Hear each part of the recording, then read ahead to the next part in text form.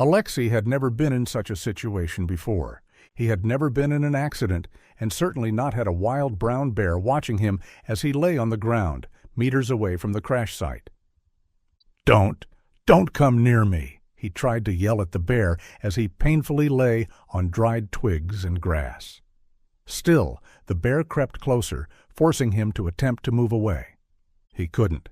He was in so much pain. It had all happened in a heartbeat. A horned animal, a deer or an antelope, Alexei wasn't sure, burst onto the road as he was driving through. It was a flash of brown muscle and instinct. There was no time to think, only to react. Alexei's hands jerked the wheel. The SUV that he was driving, traveling at a fatal speed, hydroplaned. It spun, a violent and surprising, out-of-control mishap from the powerful machine, before sliding sideways with terrifying, unavoidable force into the massive trunk of a large pine tree on the roadside. He had barely crawled out of the vehicle, his twisted ankle making further movement almost impossible.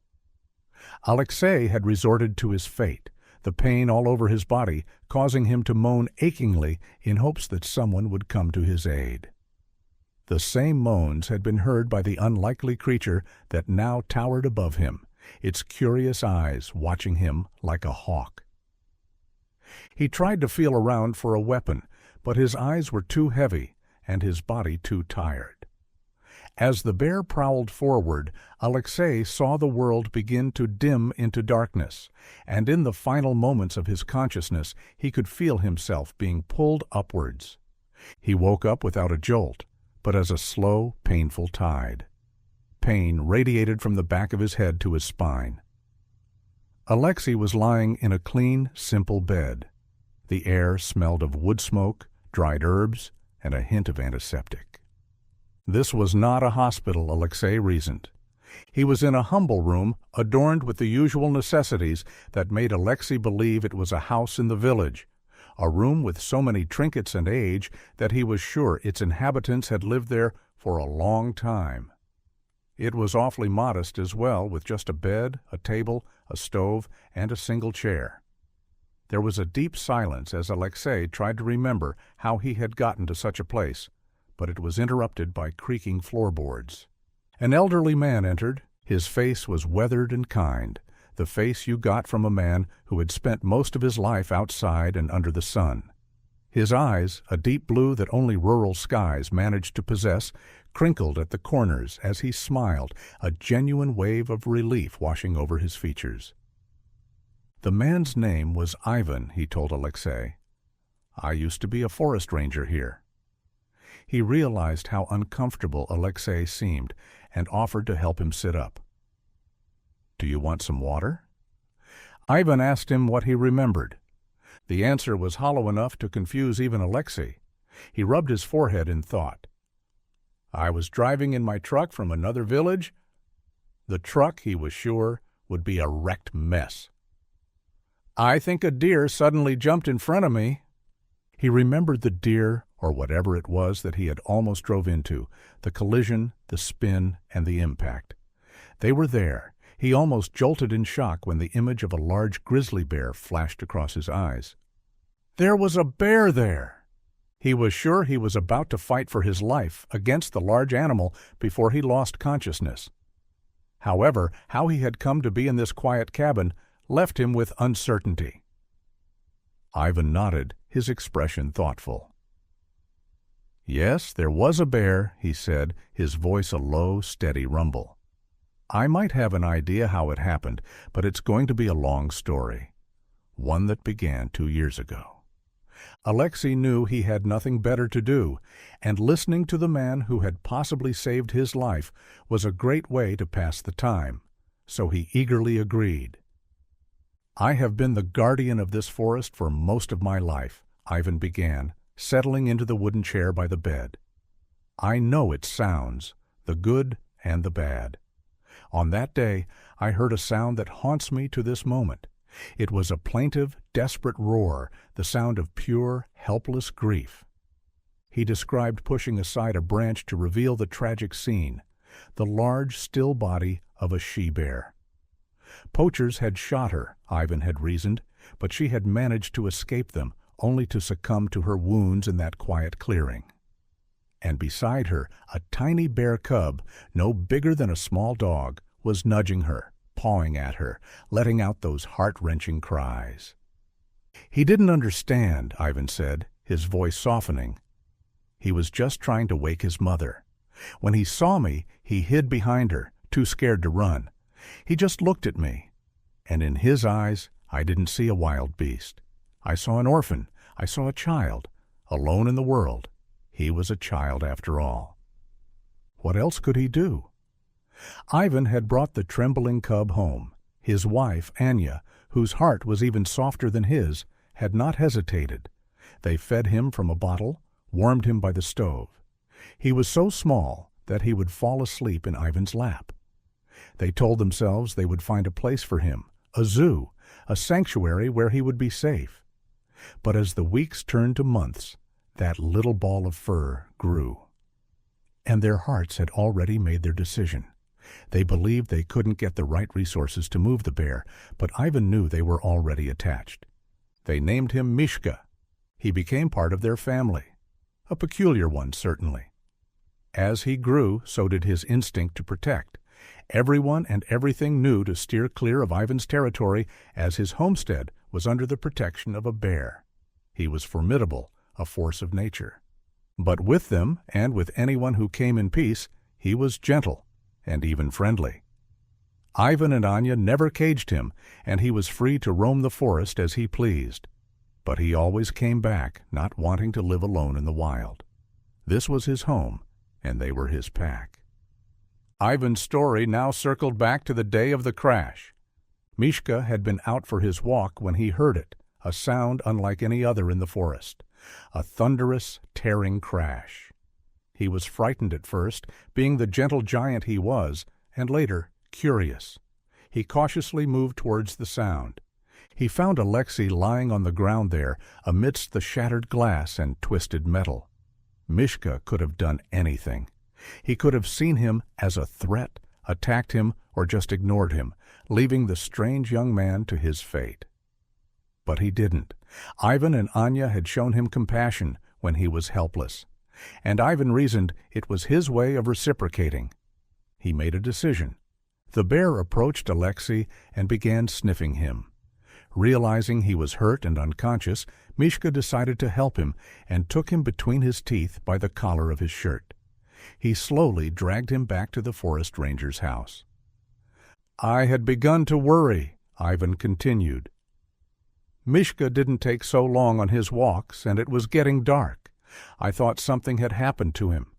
But I saw him in the distance, coming out of the tree line, and for a while he didn't move.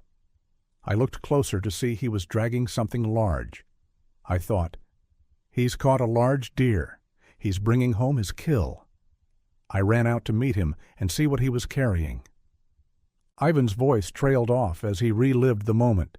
He described how the shape became clearer as he got closer. It wasn't a deer. It was a man. My blood ran cold. I thought my bear had killed a man. I rushed to you, my heart in my throat. But when I looked, I saw no claw marks, no mauling, only the cuts from the glass and the bruises from the crash. And I understood you had probably been in an accident. Mishka hadn't brought me a kill after all. He had brought me a patient. With great effort, Ivan had lifted Alexei and carried him into the house.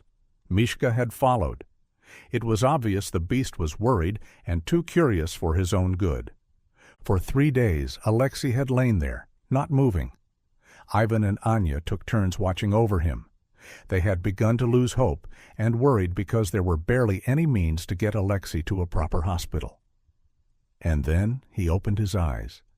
Ivan was so relieved. Alexei sat there, propped up against the headboard, the story swirling in his mind. It was unbelievable, a fable, something from a fairy tale. He wanted to believe, but a part of him, the modern, rational part, resisted. Ivan saw the doubt on his face.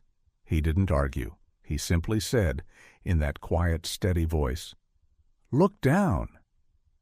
Alexei slowly, hesitantly, looked down at the floor beside his bed.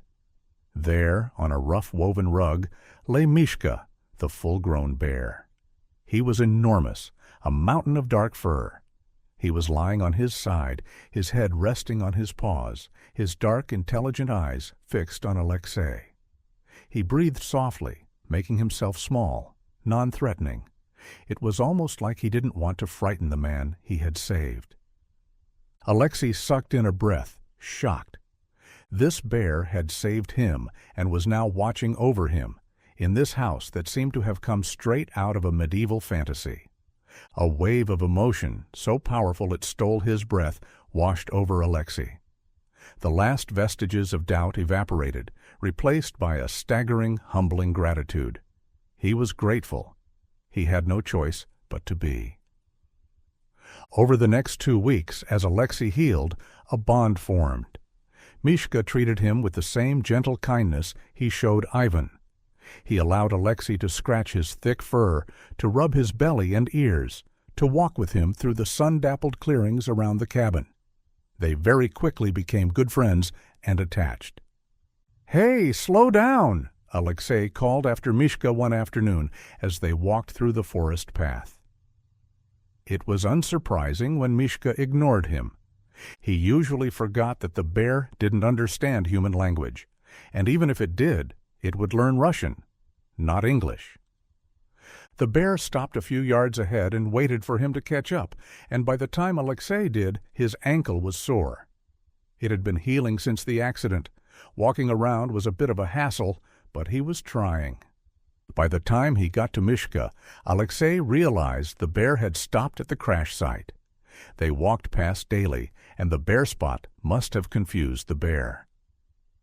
"Oh, that?" Alexei answered. "My insurance company must have come to get it." He had gotten through to his family a few days ago. They had been very worried and relieved that he was fine. He had also made sure to leave out the whole accident and bear fiasco. Better to tell them in person, he figured.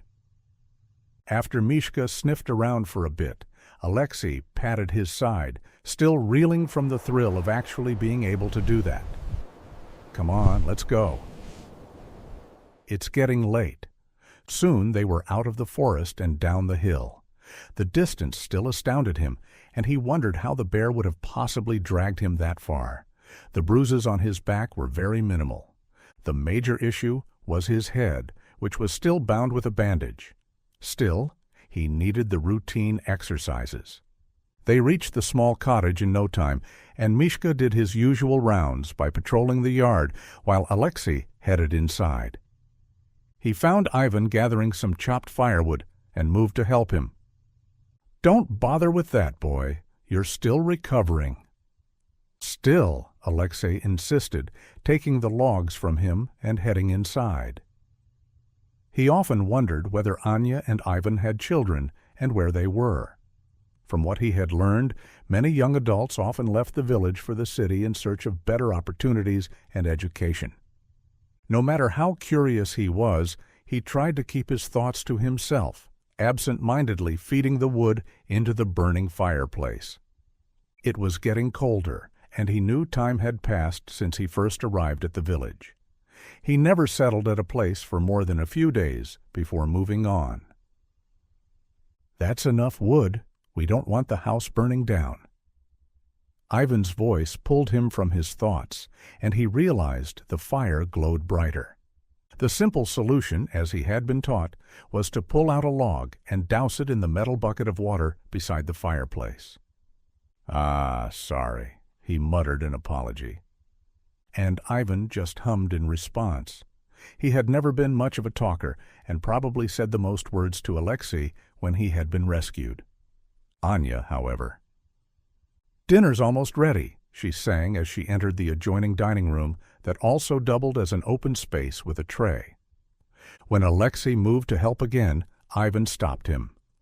"Rest your head and legs for a while." He could barely argue as the older couple set the table.